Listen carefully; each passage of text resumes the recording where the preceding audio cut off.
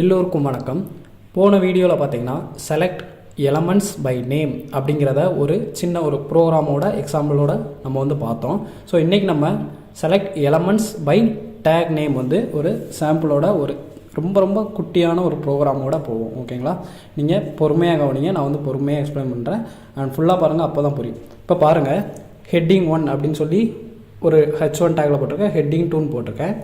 அதுவும் இல்லாமல் இந்த 2 லைன் வந்து பேராகிராஃபில் போட்டிருக்கேன், லாஸ்ட் ஒன்று வந்து H2வில் போட்டிருக்கேன். இப்போது நான் வந்து ஹெட்டிங் 1 2 பார்த்தீங்களா, H1 வந்து எத்தனை கவுண்ட் இருக்குது அப்படின்னு சொல்லி பார்க்கும்போது பாருங்கள், எனக்கு சரி நான் வந்து லாஸ்ட் ஒன்று கொடுத்துருக்கேன், H3 வந்து எனக்கு ஒரே ஒரு கவுண்ட்டு தான் இருக்குது அப்படிங்கிற மாதிரி.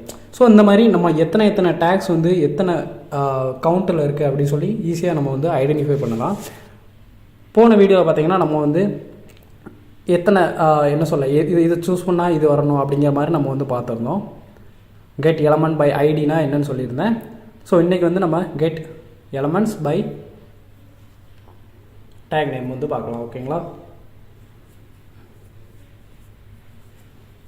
ஸோ ஃபஸ்ட்டு வந்து நான் சும்மா ஒரு கண்டென்ட் தேவை, அதனால் நான் வந்து ஃபஸ்ட்டு என்ன பண்ண போகிறேன், H1 டேக்கில் ஹெட்டிங் 1 போட்டிருக்கேன், அதுக்கப்புறம் சும்மா ஒரு டம்மி பேராகிராஃப் வந்து போடுறேன். ஓகேங்களா? Welcome to front and forward அப்படின்னு சொல்லி சும்மா நானாட்டு என்ன சொல்ல ஒரு பேஜை நிரப்புறதுக்காக நான் வந்து வேறு டேக்கில் வந்து டேக்னால் உங்களுக்கு தெரியும்ல, பேராகிராஃப் டேகு, ஹெட்டிங் டேகு, அப்புறம் பாடி டேகு, HTML டேக், அந்த லெஸ்ஸர் தேன் லெஸ் அப்புறம் கிரேட்டர் அந்த சிம்பிள்குள்ளே இருக்க எல்லாமே டேக், HTML டேக்ஸ்னு சொல்லுவோம். ஸோ அந்த டேக்கில் உள்ளதை எத்தனை இது அதாவது சூஸ் பண்ணுறது வந்து நம்ம வந்து get element bye take name அப்படிங்கிற மாதிரி சொல்லுவோம். ஓகேங்களா? ஸோ லாஸ்ட் வந்து H6ல் போடுறேன், பாய் அப்படின்னு சொல்லி போடுறேன். இப்போ நான் பேஜில் போய்ட்டு ரெஃப்ரெஷ் பண்ணி காட்டுறேன், அதாவது நான் பண்ணது எல்லாமே டிஸ்பிளேயில் வந்திருக்கா அப்படின்னு சொல்லி. ஸோ பாருங்கள், H1 டேக் வந்திருக்கு, பேராகிராஃப் வந்திருக்கு, H1 டேக் வந்திருக்கு, பேராகிராஃப் வந்திருக்கு, அப்புறம் H6 டேக். ஸோ எல்லாமே நம்மளுக்கு வந்து டிஸ்பிளே ஆயிடுச்சு, எல்லாமே வெற்றிகரமாக வந்துடுச்சு. இப்போ நம்ம என்ன பண்ண போகிறோம், டிஃபால்ட்டாக உள்ள மெத்தட் நேம் என்னது, டேக் நேம் வந்து எலமெண்ட்ஸ் வந்து எப்படி டேக் நேம் வச்சு கெட் பண்ணுறதுனா டாக்குமெண்ட், இதெல்லாமே டேக்ஸ், நான் சொன்ன மாதிரி இது எல்லாமே டேக்ஸ்.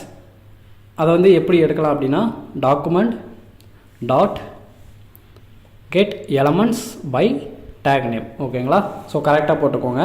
அண்டு டேக் நேம்ங்கும் போது நம்ம அந்த ப்ராக்கெட்டுக்குள்ளே நம்ம என்ன டேக் வேணுமோ அதை தூக்கி உள்ளேருந்து போட்டுக்கலாம். சப்போஸ் எனக்கு H1 டேக் வேணும்னா நான் வந்து H1 வந்து உள்ளே போட்டோம்னா எனக்கு அதில் போயிட்டு ஃபெச் பண்ணி வந்திருக்கும். ஓகேங்களா? ஸோ இந்த மாதிரி தான் நம்ம வந்து எடுப்போம். நெக்ஸ்ட் இங்கே வந்து ஒரு பட்டன் சூஸ் பண்ணிக்கலாம். ஸோ பட்டனை கிளிக் பண்ணும்போது எத்தனை கவுண்டோ எனக்கு வந்து டிஸ்பிளே ஆகும். ஓகேங்களா? ஸோ பட்டனுக்குள்ளே என்ன ஏதாவது எழுதும், கவுண்ட் என்ன கவுண்ட் வேணும். இப்போ நான் வந்து H1 எடுக்கிறேன்னு வச்சுக்கோங்களேன். ஸோ நான் சும்மானாலும் H1 அப்படின்னு சொல்லி போட்டிருக்கேன்.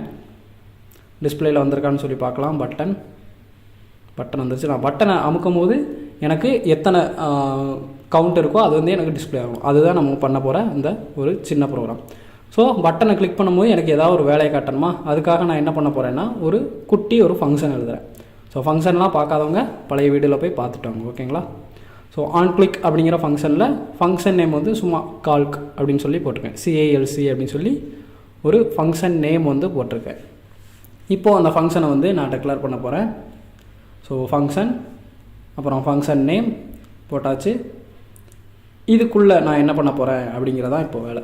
ஓகேங்களா? ஃபஸ்ட்டு என்ன பண்ண போகிறேன், நான் வந்து எத்தனை டேக்ஸ் இருக்கோ அதெல்லாம் கெட் பண்ணிக்கணும். ஓகேங்களா? ஸோ இதை தூக்கி நான் வந்து மேலே போட்டுக்கிறேன். ஃபஸ்ட்டு நம்ம வந்து கெட் பண்ணிக்கணும், எத்தனை டேக் வேணுமோ அதை வந்து கெட் பண்ணிக்கலாம். அதை வந்து ஒரு வேரியபிளில் வந்து ஸ்டோர் பண்ணிக்கிறேன். இப்போது H1னால் நான் வந்து H1 அப்படின்னு சொல்லி போட்டு இதை வந்து ஒரு வேரியபிளில் ஸ்டோர் பண்ணிக்கிறேன். வேர் ஹெட்டிங்ஸ் அப்படின்னு சொல்லி நானாக போட்டுக்கிறேன். நீங்கள் என்னென்னாலும் போட்டுக்கோங்க, உங்கள் நேம் கூட வச்சுக்கலாம். வேரியபிள் நேம் வந்து நீங்கள் எதனாலும் கொடுத்துக்கலாம். ஓகேங்களா? ஸோ இப்போ H1 எத்தனை H1 இருக்கோ அதெல்லாமே இந்த ஹெட்டிங்ஸ் அப்படிங்கிற வேரியபிள் வந்து ஸ்டோர் ஆயிரும். இப்போ நான் என்ன பண்ண போகிறேன், நான் அதை கிளிக் பண்ணும்போது எனக்கு ஒரு அலர்ட் பாக்ஸில் வரணும். அலர்ட் பாக்ஸ்னால் தெரியும் தானே, மேலே ஒரு டப்பா மாதிரி வந்துச்சு பார்த்தீங்களா, ஒரு டப்பாவில் டோட்டல் கவுண்ட் அப்படின்னு சொல்லி இருந்துச்சுல. ஸோ அதுதான் வந்து டிஸ்பிளே பண்ண போகிறோம். ஸோ அலர்ட்டில் போயிட்டு டோட்டல் கவுண்ட் அப்படின்னு சொல்லி டபுள் கோட்ஸில் போகிறேன். இது வந்து டிஸ்பிளே ஆகிறது. டபுள் கோட்ஸில் நீங்கள் என்ன போட்டாலும் அது பேஜில் டிஸ்பிளே ஆகும். ப்ளஸ் டபுள் கோட்ஸுக்கு வெளியே ப்ளஸ் போட்டு அந்த ஹெட்டிங்ஸை போட்டுக்கிறேன். ஓகேங்களா? அதுதானே நம்ம டிஸ்பிளே பண்ண போகிறோம். ஸோ ஹெட்டிங்ஸோட லென்த் இப்போது 2 இருக்குன்னா 2, அதாவது கவுண்ட் மாதிரி. ஓகேங்களா? இப்போது H1ஓட லென்த் வந்து நமக்கு கிடச்சி. இப்போ பார்க்கலாம், செக் பண்ணி பார்க்கலாம். 1 2 3 டிங் பாருங்கள் வந்துருச்சு. டோட்டல் கவுண்ட் வந்து 2. ஸோ H1 வந்து எனக்கு 2 இருக்குது அப்படின்னு சொல்லி நம்மளுக்கு வந்து அழகாக வந்து எடுத்துரு. அதுக்கப்புறம் இப்போ பாருங்கள், நான் வந்து H6 போட்டு பார்க்குறேன். ஸோ கவுண்ட் H6 அப்படின்னு போடுறேன். இங்கே வந்து சேஞ்ச் பண்ணிக்கிறேன் H6. ஆன்சர் வந்து 1 தான் வரணும், வரதான்னு பார்க்கலாம். பாருங்கள், டோட்டல் கவுண்ட் வந்து 1. ஸோ நம்மளுக்கு எல்லாமே ஒர்க் ஆகுது. அண்ட் லாஸ்ட்டாக வந்து அந்த பேராகிராஃபை ட்ரை பண்ணி பார்க்கலாம். ஸோ கவுண்ட் பேரான்னு சொல்லணுமா வச்சுருக்கேன்.